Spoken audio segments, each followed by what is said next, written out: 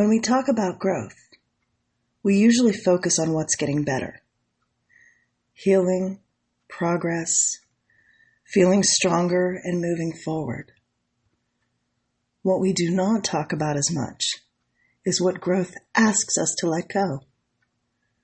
Because growth can be beautiful, but it can also be painful. Not because something's going wrong, but because real change often means releasing something that once felt necessary. Sometimes that's habit or mindset. Sometimes it's a way of coping that helped you really get through tough stuff in the past. And sometimes it's a version of you that other people were very comfortable with. That's the part we do not always say out loud. Growth does ask something of you. It asks you to loosen your grip on what feels familiar and to stop holding on to patterns that once kept you safe but just aren't serving you anymore. Growth asks us to stop shrinking, performing, proving, and carrying versions of yourself that no longer fit. And if I'm being honest, that can sometimes be heartbreaking. Because even when something's necessary, it can still be hard. Even when letting go is the right thing to do, it can still hurt. But this is what I really believe. Growth is not just about loss. It's also about making space for peace, for clarity, for a life that feels more honest. Space for a version of you that doesn't have to betray what you need to feel loved, accepted, or enough. So if you can feel yourself changing, and you can also feel the tension of what that change is asking you to release, then this episode is for you. Welcome to episode 52 of Making Mel Health in the Hustle. This podcast is a place where motherhood meets muscle, ambition meets exhaustion, and figuring out how to prioritize my health journey into the insanely beautiful chaos of a busy life is what I talk about. Some days it'll look messy and other days flawless. But no matter what kind of day I'm having, I can assure you I will tell the truth and do my best to give you some good ideas and insight that will help you prioritize your own journey. When people think about growth, they usually think about gaining something. More confidence, more discipline, more peace, more purpose, maybe even more freedom. And yes, growth can bring all of that. But before growth gives, it often asks, what can no longer come with you? Because there are things we carry that once served a purpose, but they don't belong in our next season. Sometimes what you have to leave behind is obvious. Maybe it's staying up too late or skipping your needs, saying yes when you mean no, or numbing out instead of feeling what's real. Maybe it's all or nothing mindset that tells you if you can't do it perfectly, then don't do it at all. Maybe it's a routine that once made you feel in control, but now leaves you feeling trapped, exhausted, and disconnected from your body. Sometimes what you have to leave behind is less practical and more emotional. Maybe it's guilt, shame, the pressure to prove your worth, or the belief that struggle is just who you are. Maybe it's the story that says, this is how I've always been, even when that story is now costing you your peace, your energy, and your ability to care for yourself well. Change can require you to leave behind a version of yourself that other people loved. The version of yourself that may have been overextended, had no boundaries, stayed quiet, and accepted much less than you deserve to keep everybody else comfortable. And that's one of the hardest parts of growth. Because not everyone is going to celebrate your change. Some people really liked access to the old you. Some people called it love, but what they really loved was your lack of boundaries. And growth is going to force you to notice that. Not with bitterness or drama, just with honesty. There are comforts that we outgrow. And that doesn't mean they were bad. It just means they were temporary. They served us once, but they just don't serve us now. I think sometimes we judge ourselves for needing those old ways of coping, but judgment doesn't help here. Those old habits helped you survive. People-pleasing may have helped you to avoid conflict. Perfectionism may have created safety in the middle of chaos. Maybe that emotional shutdown that you used to use all the time kept you functioning when life felt too heavy. You don't have to hate what once protected you. You just have to be honest that it's no longer protecting you, and now it's draining your energy, disrupting your peace, straining your body, or keeping you from showing up fully in a life that you're now trying to build. And that's a different conversation. Because when what once comforted you starts to cost you your rest, your health, your peace, or your capacity, it's time to let go.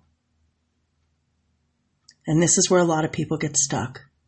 Not because they don't want better, but because familiar misery can feel safer than unfamiliar freedom. We know how to live inside the habits, patterns, and roles that we've repeated for years. But growth invites us to something less predictable, the unknown. And sometimes that can feel like loss. Because even when the old ways weren't good for you, they were familiar. And there's grief in releasing what was familiar. Letting go of old roles, old coping, old expectations, and old identities can really be difficult. And it takes time.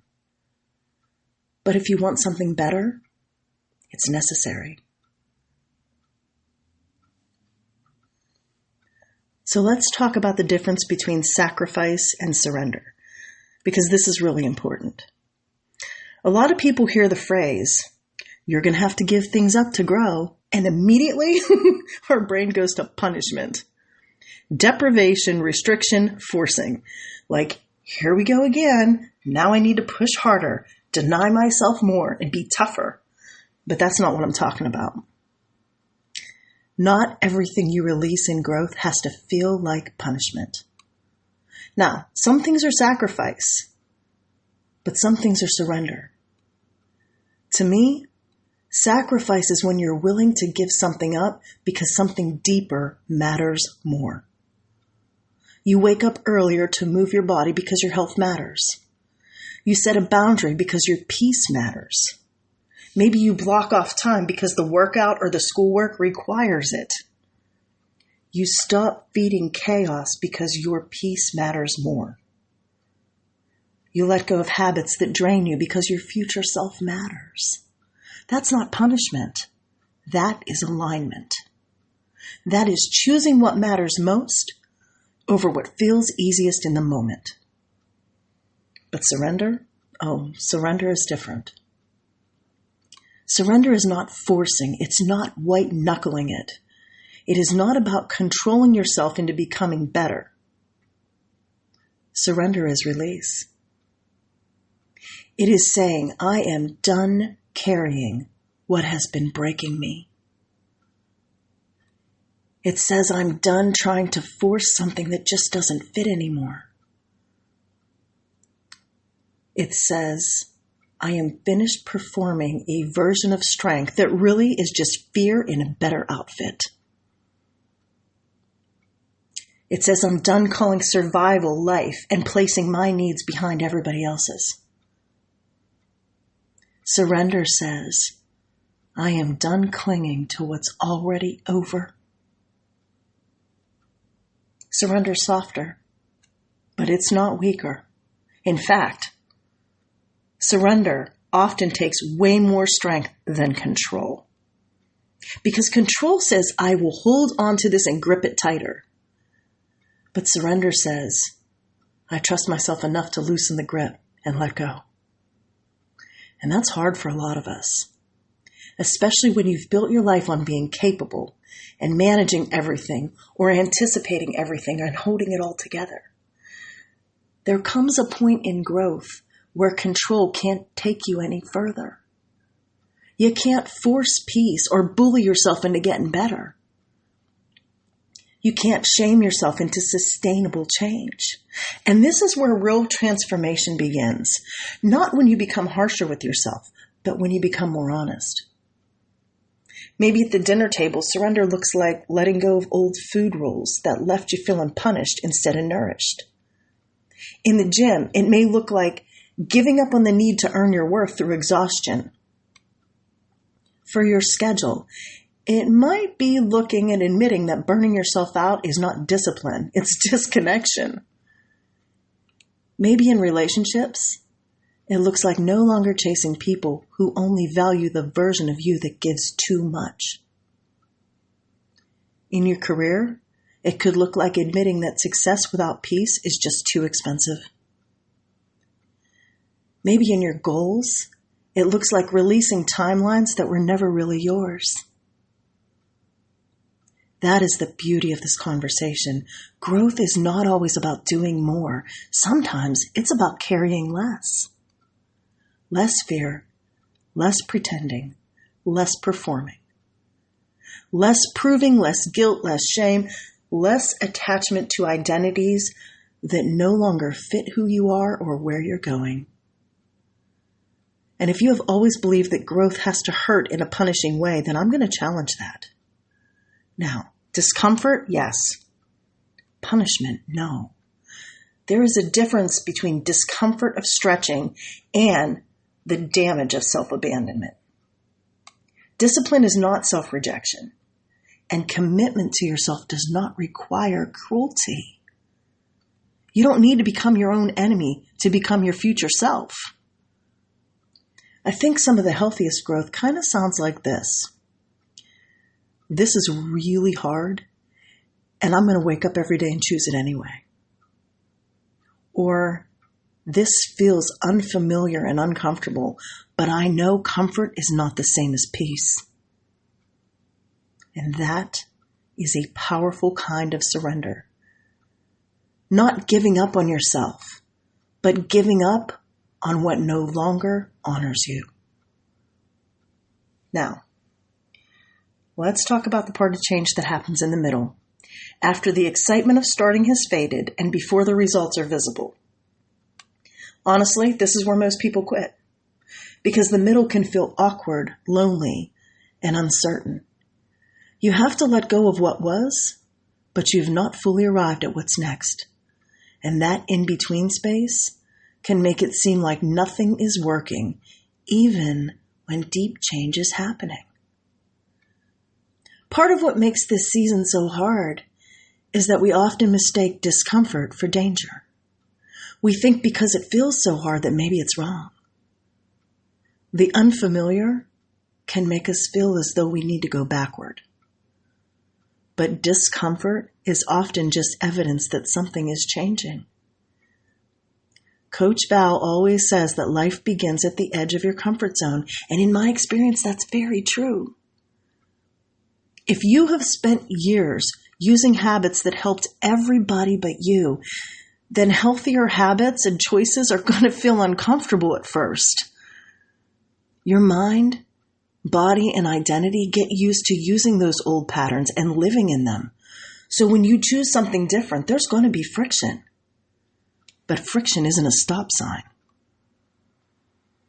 It means stay. Stay long enough for the new thing to become real. Sit in that discomfort long enough to see that peace, rest, and consistency can feel unfamiliar before they start to feel natural. There is something powerful about learning just to be with yourself in the discomfort without immediately fixing it or escaping it. Just learning to sit with it can change everything. It can sound like, this is hard, but I can be here. Or, this feeling is uncomfortable, but it won't define my choices. How about, I don't need to solve my whole life tonight. Or, I can feel uncertain and still keep moving with intention. I can be tender and still be strong. That kind of inner steadiness creates patience. When you stop expecting growth to feel easy, then you stop panicking every time it gets really hard. It also helps to stop romanticizing instant transformation. Real growth usually happens through quiet, repeated, daily choices. It happens in the small, steady steps. Choosing not to text the person who only brings confusion to your life. Choosing rest instead of performance. Choosing honesty in habits that respect who you are becoming. Choosing again and again and again. That's what growth looks like. Not fireworks or one perfect breakthrough, but a series of brave, ordinary, boring decisions that you make every day. If you're in a season where you feel stretched, hear this. You don't need to love discomfort or enjoy every part of change. And you're not going to feel confident every day to keep going. Sometimes, courage is simply staying present long enough not to abandon the process. Now let's talk about what lives on the other side of release. It's not perfection or a problem-free life or some flawless version of yourself. It's something deeper. You trust yourself more. You hear your own voice more clearly, and you make decisions based on alignment instead of fear. And the things that once pulled you in just don't have the same grip anymore. That's growth. A lot of time, growth looks quiet. It looks like saying no without a need to explain. It looks like faster recovery and less spiraling. It looks like choosing what nourishes you without asking for permission. It looks like no longer interpreting chaos as life, or depletion as ambition, or self-abandonment as love. That's freedom. And when you let go of what is too small, too heavy, or too false for who you're becoming, you do not just lose something, you gain room. Room to build a rhythm of health that actually feels like yours. You also gain gratitude, not the fake kind or the presence to be cheerful when things are hard, but the kind that really comes from seeing yourself and what you need clearly. It says, I can see now why I couldn't keep living that way. I can see how much energy it took to be someone that I wasn't. It helps you know that what felt like loss was also an opening. It helps you see that you didn't just lose comfort, you gained yourself. And on the other side, there's often more self-respect too.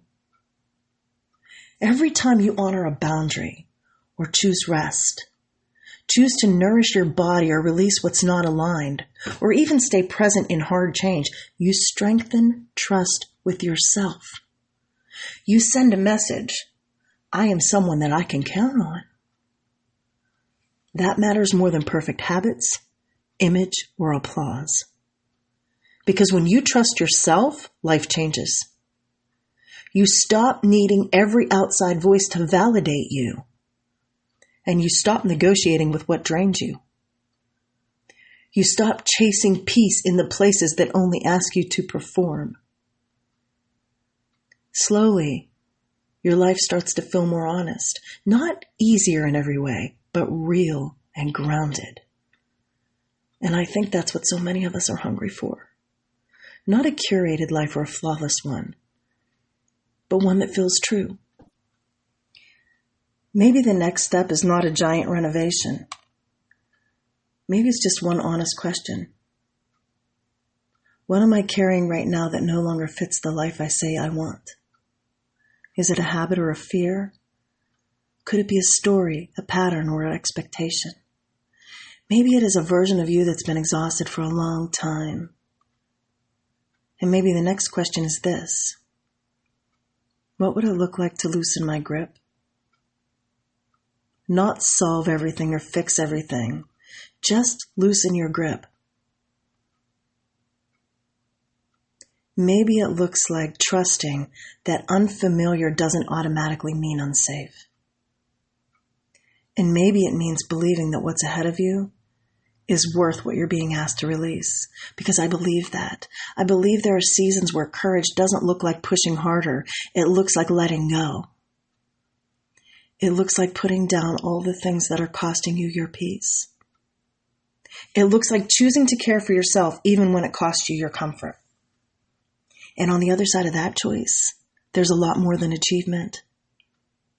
There's peace, freedom, self-trust, and clarity. There's a softer relationship with yourself and a stronger relationship with what matters.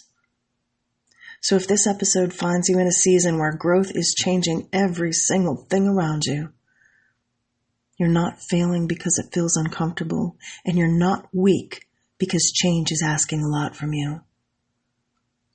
Discomfort is not a sign that you're doing it wrong. It's a sign that your life is making room for something more. So make the space for it. Until next time, onward and upward, my friends.